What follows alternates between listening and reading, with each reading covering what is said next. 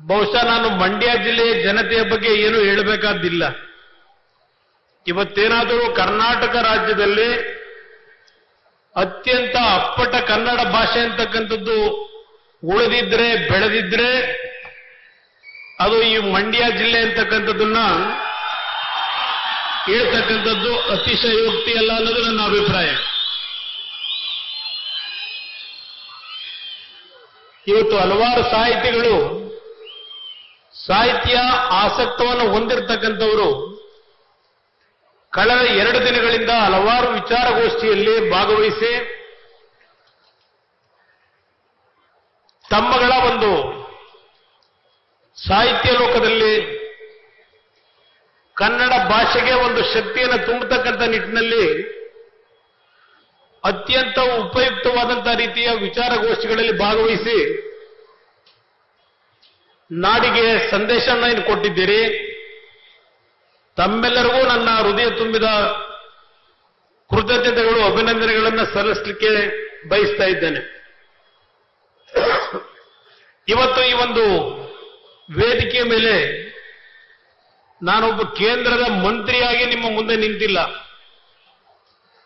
ಕನ್ನಡ ನಾಡಿನ ಒಬ್ಬ ಅಪ್ಪಟ ಕನ್ನಡಿಗನಾಗಿ ನಿಮ್ಮ ಮುಂದೆ ಇವತ್ತು ಈ ವೇದಿಕೆಯಲ್ಲಿ ನನ್ನ ಭಾವನೆಯನ್ನು ವ್ಯಕ್ತಪಡಿಸಲಿಕ್ಕೆ ನಿಂತಿದ್ದೇನೆ. ಇವತ್ತು ನಮ್ಮ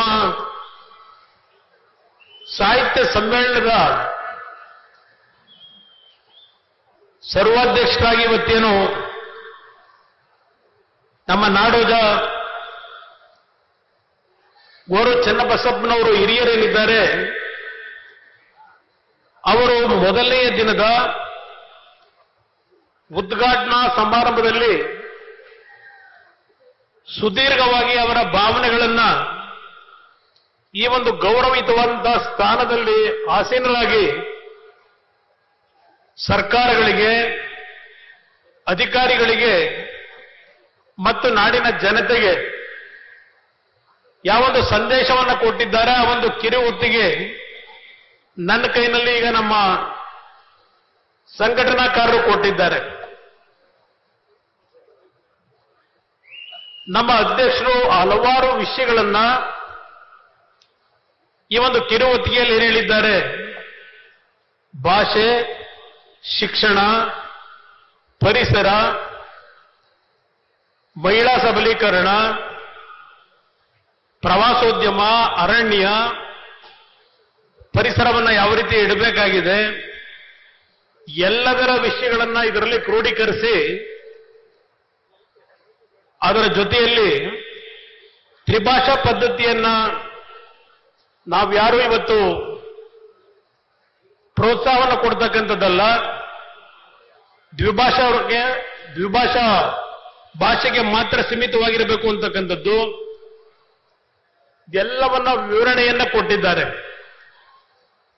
ಇವತ್ತು ನಮ್ಮ ನಾಡಿಗೆ, ಅದರಲ್ಲೂ ವಿಶೇಷವಾಗಿ ಗ್ರಾಮೀಣ ಪ್ರದೇಶದ ನಮ್ಮ ಯುವಕರಿಗೆ ಮತ್ತು ಅವರ ತಂದೆ ತಾಯಂದಿರಿಗೆ ಒಂದು ಸವಾಲಿದೆ ಅಂತಕ್ಕಂಥದ್ದು ನನ್ನ ಅಭಿಪ್ರಾಯ. ಒಂದು ಕಡೆ ನಮ್ಮ ಭಾಷೆಯನ್ನು ನಾವು ಉಳಿಸಬೇಕು, ನಮ್ಮ ಭಾಷೆಗೆ ಪ್ರಾಶಸ್ತ್ಯವನ್ನು ಕೊಡಬೇಕು, ಮತ್ತೊಂದು ಕಡೆ ನಮ್ಮ ಕುಟುಂಬಗಳ ಒಂದು ನಿರ್ವಹಣೆಗೆ ಈಗಿನ ಒಂದು ವಿಶ್ವದಲ್ಲಿ ಯಾವೊಂದು ಪ್ರಗತಿ, ವೈಜ್ಞಾನಿಕವಾಗಿ ಪ್ರಗತಿಯನ್ನು ಕಾಣ್ತಾ ಇದ್ದೇವೆ, ಈ ಒಂದು ಪ್ರಗತಿಯ ನಡುವೆ ನಮ್ಮ ಭಾಷೆಯನ್ನು ಉಳಿಸಲಿಕ್ಕೆ ನಮ್ಮ ಹೋರಾಟವನ್ನು ನಾವೇನು ಜವಾಬ್ದಾರಿಯನ್ನು ನಿರ್ವಹಿಸಬೇಕಾಗಿದೆ. ಇದೆಲ್ಲವನ್ನ ಗಮನಿಸಿದಾಗ ಒಂದು ದೊಡ್ಡ ಸವಾಲಿದೆ ನಮ್ಮ ಮುಂದೆ ಅಂತಕ್ಕಂಥದ್ದು ನನ್ನ ಅಭಿಪ್ರಾಯ. ಪ್ರತಿಯೊಂದು ಸಾಹಿತ್ಯ ಸಮ್ಮೇಳನಗಳಲ್ಲಿ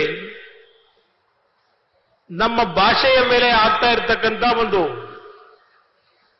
ದಬ್ಬಾಳಿಕೆ ಅಂತಕ್ಕಂಥ ಪದವನ್ನು ಉಪಯೋಗ ಮಾಡೋದಿಲ್ಲ, ಬೇರೆ ಭಾಷೆಗಳ ಒಂದು ಏರುವಿಕೆ ಏನಿದೆ ಅದರಿಂದ ನಮ್ಮ ಭಾಷೆಯ ಮೇಲೆ ಆಗ್ತಾ ಇರತಕ್ಕಂಥ ಪರಿಣಾಮಗಳು, ಇದೆಲ್ಲದರ ಬಗ್ಗೆ ಎಲ್ಲರಲ್ಲೂ ಒಂದು ರೀತಿಯ ಆತಂಕಗಳು ಇರತಕ್ಕಂಥದ್ದನ್ನು ಅವರ ಹೇಳಿಕೆಗಳಲ್ಲಿ ಗಮನಿಸ್ತಾ ಇದ್ದೇವೆ. ನಮ್ಮ ಅಧ್ಯಕ್ಷರು ನಮ್ಮ ಶಾಲೆಗಳ ಬಗ್ಗೆ ಚರ್ಚೆ ಮಾಡಿದ್ದಾರೆ. ಈ ಒಂದು ಕಿರುಹೊತ್ತಿಗೆಯಲ್ಲಿ ನಾನು ಗಮನಿಸಿದೆ. ನಾನು ಇಲ್ಲಿ ಯಾವುದೇ ರೀತಿಯ ರಾಜಕೀಯದ ಭಾಷಣವನ್ನ ಮಾಡಲಿಕ್ಕೆ ಈ ಸಭೆಯನ್ನು ನಾವು ಉಪಯೋಗ ಮಾಡ್ಕೋಬಾರದು. ಇವತ್ತು ನಮ್ಮ ಕನ್ನಡ ಶಾಲೆಗಳು ಎಲ್ಲ ಒಂದು ಕಡೆ ಯಾವೊಂದು ಪ್ರೋತ್ಸಾಹವನ್ನು ನಾವು ಕೊಡಬೇಕಾಗಿದೆ, ಅದನ್ನು ಕೊಡ್ತಕ್ಕಂಥದ್ರಲ್ಲಿ ಹಲವಾರು ರೀತಿಯ ಲೋಪಗಳನ್ನು ಕಾಣ್ತಾ ಇದ್ದೇವೆ. ಬಹುಶಃ ನಾನು ವೈಯಕ್ತಿಕವಾಗಿ ನನ್ನನ್ನು ನಾನು ಮೆಚ್ಕೊಳ್ಳಿಕ್ಕೆ ಹೋಗೋದಿಲ್ಲ. ನಮ್ಮ ಹೊರಟ್ಟಿಯವರು ಕೂತಿದ್ದಾರೆ ಇಲ್ಲಿ. 2006ರಲ್ಲಿ ಅವರು ಶಿಕ್ಷಣ ಸಚಿವರಾಗಿ ನನ್ನ ಜೊತೆಯಲ್ಲಿ ಕೆಲಸ ಮಾಡಿದ್ದಾರೆ. ಆ ಸಂದರ್ಭದಲ್ಲಿ ನಾವು ಬಿಜೆಪಿ ಮತ್ತು ಜೆಡಿಎಸ್ನ ಸರ್ಕಾರ ಇದ್ದಾಗ ಇಲ್ಲಿರ್ತಕ್ಕಂಥ ಹಲವಾರು ಮಿತ್ರರು ಸಹ ನನ್ನ ಜೊತೆಯಲ್ಲೇ ಕೆಲಸ ಮಾಡಿದ್ದಾರೆ.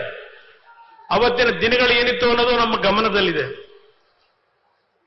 ಆ ಸಂದರ್ಭದಲ್ಲಿ ಸ್ವಾತಂತ್ರ್ಯ ಬಂದ ನಂತರ ನಮ್ಮ ರಾಜ್ಯದಲ್ಲಿದ್ದಂತಹ ಸರ್ಕಾರಿಯ ಪ್ರಥಮ ದರ್ಜೆ ಕಾಲೇಜುಗಳ ಸಂಖ್ಯೆ 169 ಕಾಲೇಜುಗಳಿತ್ತು. ಹಲವಾರು ತಾಲೂಕು ಕೇಂದ್ರಗಳಲ್ಲಿ ಪ್ರಥಮ ದರ್ಜೆ ಕಾಲೇಜುಗಳೇ ಇರಲಿಲ್ಲ, ಜೂನಿಯರ್ ಕಾಲೇಜುಗಳು ಇರಲಿಲ್ಲ. ನಾವಿದ್ದಂಥ 20 ತಿಂಗಳಿನಲ್ಲಿ ಹೊರಟ್ಟಿಯವರು ಶಿಕ್ಷಣ ಸಚಿವರಾಗಿ 189 ಪ್ರಥಮ ದರ್ಜೆ ಕಾಲೇಜುಗಳನ್ನ, ಅದರಲ್ಲೂ ವಿಜ್ಞಾನಕ್ಕೆ ಸಂಬಂಧಪಟ್ಟಂತ ಕಾಲೇಜುಗಳಿಗೆ ಅನುಮತಿಯನ್ನು ಕೊಟ್ಟಿದ್ದು ಒಂದು ಇತಿಹಾಸ ಇದೆ. ಸುಮಾರು 500 ಜೂನಿಯರ್ ಕಾಲೇಜುಗಳನ್ನು ಪ್ರಾರಂಭ ಮಾಡೋದು. ಬಹುಶಃ ಮಂಡ್ಯ ಜಿಲ್ಲೆಯಲ್ಲೇ ಸುಮಾರು 15-20 ಕಾಲೇಜುಗಳನ್ನು ಮಾಡಿದ್ದೇವೆ. 6 ಇಂಜಿನಿಯರಿಂಗ್ ಕಾಲೇಜುಗಳನ್ನು ಮಾಡೋದು, 1400 ಹೈಸ್ಕೂಲ್ಗಳನ್ನು ಪ್ರಾರಂಭ ಮಾಡೋದು, ಸುಮಾರು 56,000 ಅಧ್ಯಾಪಕರು ಮತ್ತು ಉಪನ್ಯಾಸಕರುಗಳನ್ನು ನೇಮಕ ಮಾಡಿದಂಥದ್ದು ಅಷ್ಟೇ ಅಲ್ಲ, ಆ ಶಾಲಾ ಕಟ್ಟಡಗಳಿಗೆ 2 ಕೋಟಿ ರೂಪಾಯಿಗಳನ್ನ ಒಂದೊಂದು ಶಾಲಾ ಕಟ್ಟಡಕ್ಕೆ ಕೊಡ್ತಕ್ಕಂಥ ಕಾರ್ಯಕ್ರಮವನ್ನ ಆ 20 ತಿಂಗಳಲ್ಲಿ ಕೊಟ್ಟಂಥದ್ದನ್ನ ಇವತ್ತು ಸ್ಮರಿಸ್ಕೊಳ್ಳಿಕ್ಕೆ ಬಯಸ್ತೇನೆ. ಒಂದು ವಿಷಯದಲ್ಲಿ ನಾನು ನಮ್ಮ ಸಮ್ಮೇಳನಾಧ್ಯಕ್ಷರಲ್ಲಿ ಕ್ಷಮೆಯನ್ನು ಕೋರ್ತಾ ಒಂದು ವಿಷಯವನ್ನು ಅವರ ಗಮನಕ್ಕೆ ನಾನು ತರಲೇಬೇಕು. ಪಬ್ಲಿಕ್ ಶಾಲೆಯ ಬಗ್ಗೆ ತಾವು ಇಲ್ಲಿ ತಮ್ಮ ಕಳವಳವನ್ನ ವ್ಯಕ್ತಪಡಿಸಿದ್ದೀರಿ. ನಾನು 2ನೇ ಬಾರಿ ಮುಖ್ಯಮಂತ್ರಿ ಆದಾಗ ಯಾವೊಂದು ನಮ್ಮ ಹಳ್ಳಿಯ ಮಕ್ಕಳ ಒಂದು ಶಿಕ್ಷಣದ ಒಂದು ಪೈಪೋಟಿಯನ್ನ ನಗರ ಪ್ರದೇಶದ ವಿದ್ಯಾರ್ಥಿಗಳ ಜೊತೆ ಕೊಡಬೇಕಾಗಿತ್ತು, ನಮ್ಮ ಗ್ರಾಮೀಣ ಪ್ರದೇಶದಲ್ಲೂ ಇತ್ತೀಚೆಗೆ ಬೆಳಗ್ಗೆ ಎದ್ರೆ ಶಾಲಾ ವಾಹನಗಳು ಬರ್ತವೆ, ಮಕ್ಕಳನ್ನ ಕಾನ್ವೆಂಟ್ ಸ್ಕೂಲ್ಗಳಿಗೆ ಕರ್ಕೊಂಡು ಹೋಗ್ತಕ್ಕಂಥದ್ದು. ಸರ್ಕಾರಿ ಶಾಲೆಗಳಿಗೆ ತಂದೆ ತಾಯಂದಿರು ಮಕ್ಕಳನ್ನ ಕಳಿಸ್ತಕ್ಕಂಥ ಆಸಕ್ತಿ ದಿನೇ ದಿನೇ ಕುಸಿತಾ ಇರತಕ್ಕಂಥದ್ದನ್ನು ನಾವು ಕಾಣ್ತಾ ಇದ್ದೇವೆ. ಅದಕ್ಕೆ ಕಾರಣ ಇವತ್ತಿನ ಒಂದು ಪೈಪೋಟಿ. ಅವರ ಮಕ್ಕಳ ಬದುಕಿಗೆ ಏನಾದರೂ ಒಂದು ಶಾಶ್ವತವಾದಂಥ ಭವಿಷ್ಯವನ್ನು ನಿರ್ಮಾಣ ಮಾಡಬೇಕು ಅಂತಕ್ಕಂಥದ್ದು ತಂದೆ ತಾಯಂದಿರ ಅವರ ಒಂದು ಆಸೆಗಳೇನಿದೆ, ಈ ಪಬ್ಲಿಕ್ ಶಾಲೆಗಳು ಅಂತಕ್ಕಂಥದ್ದನ್ನ ಕಡಿಮೆಯ ವೆಚ್ಚದಲ್ಲಿ ಮಕ್ಕಳಿಗೆ ಶಿಕ್ಷಣ ದೊರಕಬೇಕು ಅಂತ ಹೇಳಿ 1,000 ಪಬ್ಲಿಕ್ ಶಾಲೆಗಳನ್ನ ಪ್ರಾರಂಭ ಮಾಡಬೇಕು ಅಂತ ಹೇಳಿ ಆ ಇದ್ದಂತ 14 ತಿಂಗಳಲ್ಲಿ 2ನೇ ಬಾರಿಗೆ ನಾನು ಪ್ರಯತ್ನ ಪಟ್ಟಿದ್ದು ನಿಜ. ಅದಕ್ಕೆ ಕ್ಷಮೆಯನ್ನು ಕೋರ್ತಾ ಇದ್ದೇನೆ. ನಾನು ಕನ್ನಡ ಭಾಷೆಯ ಮೇಲೆ ಇವತ್ತು ಏನೋ ಒಂದು ಇಂಗ್ಲಿಷ್ ಜ್ಞಾನವನ್ನ ಏರಬೇಕು ಅಂತಕ್ಕಂಥದ್ದಿಗೆ ತೆಗೆದುಕೊಂಡಂತ ನಿರ್ಧಾರ ಅದಲ್ಲ.